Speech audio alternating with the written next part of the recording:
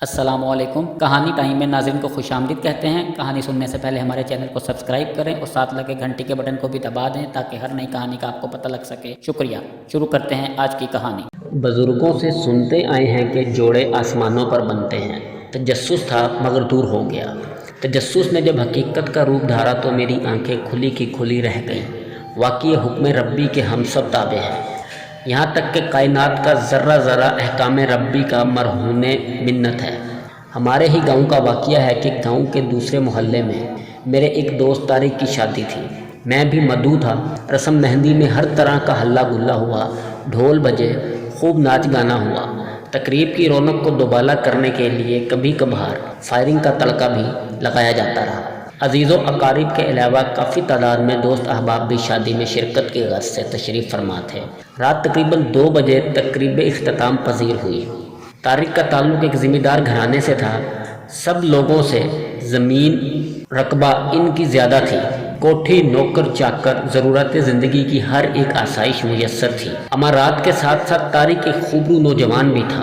گاؤں کی اکثر لڑکیاں اس کے قدموں میں ہمہ وقت دل پھینکنے کو تیار رہتی تھیں۔ کالج میں بھی اس کی کافی لڑکیوں کے ساتھ دوستی تھی۔ اس کے باوجود طارق کریکٹر لیس نہ تھا۔ ہنس مکھ، دوسروں کے دلوں میں گھر کر لینے والا، ملنسار اور ہمدرد بھی تھا۔ گاؤں میں وہ بلا تفریق ہر کسی کے کام آتا، دکھ درد میں شریک ہوتا۔ مہندی کی رسم سے فارغ ہونے کے بعد جس کو جہاں جگہ ملی لیٹ گیا۔ میں تو اپنے گھر لوٹ آیا۔ صبح مجھے میرے ایک دوست نعمان نے اٹھایا اور بتایا، سارے گاؤں میں چھان مارا، طارق کا کہیں پتہ نہیں چلا، وہ گھر سے غائب ہے۔ سارے عزیز و اقارب اور مہمان پریشان ہیں، بارات جانے کا ٹائم ہو رہا ہے۔ کاریں اور بسیں ہارن بجا بجا کر اپنی آمد کی خبر دے رہی ہیں۔ بینڈ والے بھی پہنچ چکے ہیں، مگر طارق کی اچانک گمشدگی نے سب کے ارمانوں پر اوس ڈال دی ہے۔ نہ جانے خوشیوں کو کس ظالم کی نظر لگ گئی۔ خوشیوں بھرا آنگن ماتم کدا بن کے رہ گیا ہے۔ دوپہر ہونے کو تھی، برادری کے بوڑھوں نے فیصلہ کیا کہ طارق کے چھوٹے بھائی ارشد کو تیار کرو۔ سانپ بھی مر جائے گا اور لاٹھی بھی سلامت رہے گی۔ لڑکی والوں کی عزت بھی محفوظ رہے گی اور لڑکے والے بھی لوگوں کے تانوں سے بچ جائیں گے۔ اس ساری صورتحال سے لڑکی والے بھی آگاہ ہو چکے تھے۔ انہوں نے اپنے ایک کمی کے ہاتھ طارق کے ہاں پیغام بھجوا دیا کہ ہم سب کو معلوم ہو چکا ہے، لہٰذا ہمارے ہاں آنے کی قطعی جرات نہ کرنا، کیونکہ ارشد بھی طارق کا ہی بھائی ہے اور وہ طارق سے بھی 2 ہاتھ آگے ہوگا۔ اور ساتھ ہی دوسرے کمی کو ہمارے ہی گاؤں کے جنید، جو طارق کا ہی کزن تھا، پیغام بھجوا دیا کہ فوراً تیار ہو جاؤ، چند عزیز ساتھ لے کر پہنچ جاؤ۔ زیادہ تر درد کرنے کی بھی ضرورت نہیں، کیونکہ ہم نے سب انتظام کر رکھا ہے۔ جنید کی تو جیسے لاٹری نکل آئی، خوشی سے پھولے نہیں سما رہا تھا۔ چند دن پہلے سے ماتم کنا جنید کی تو اب باچھیں کھل رہی تھی۔ جب مجھے اس واقعہ کا علم ہوا تو میں سن کر حیران و پریشان ہو گیا اور بے اختیار پکار اٹھا، واہ مولا تیرے رنگ، تیریاں تو ہی جانے۔ جنید طارق کا کزن تھا، مگر کسی بھی طور وہ طارق کا ہم پلہ نہیں تھا۔ یہی وجہ تھی کہ سائمہ کے گھر والوں نے جنید پر طارق کو ترجیح دی تھی۔ حالانکہ جنید اور سائمہ ایک دوسرے کو بچپن سے چاہتے تھے۔ سائمہ جنید کے سگے ماموں کی بیٹی تھی، مگر جہاں دولت کی فراوانی ہو وہاں رشتوں کا تقدس قائم نہیں رکھا جاتا۔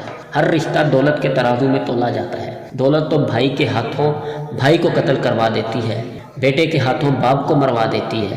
ذمہ دار تو ویسے بھی 1 انچ زمین کی خاطر خاندان کے خاندان تباہ کر دیتے ہیں، مگر زمین کا ٹکڑا کئی قتل کروانے کے بعد بھی مدعی اور مدعی کا منہ چڑھا رہا ہوتا ہے۔ جنید تیار ہوا، اپنی بچپن کی محبت کو پانے کے لیے ماموں کے ہاں پہنچ گیا۔ اس طرح 2 بچھڑنے والے آپس میں مل گئے۔ اس واقعہ کو کافی عرصہ بیت چکا ہے، مگر آج جب بھی ہمارے گاؤں میں شہنائی کی آواز میرے کانوں سے ٹکراتی ہے تو مجھے فوراً طارق والا واقعہ یاد آ جاتا ہے۔ جنید اور سائمہ کی شادی کے 2 سال بعد طارق دبئی سے لوٹا۔ ہر ایک اس سے روپوش ہونے کے متعلق پوچھنے کی کوشش کرنے لگا، مگر اس نے کسی کو بھی سچی بات نہ بتائی۔ ایک شام میری اور طارق کی ملاقات کھیتوں میں ہوئی، کیونکہ ہم دونوں کی زمین ساتھ ساتھ تھی۔ میں نے اسے اپنے ڈیرے پر بٹھا لیا اور پوچھا، طارق تم نے سب کی عزت خاک میں کیوں ملا دی؟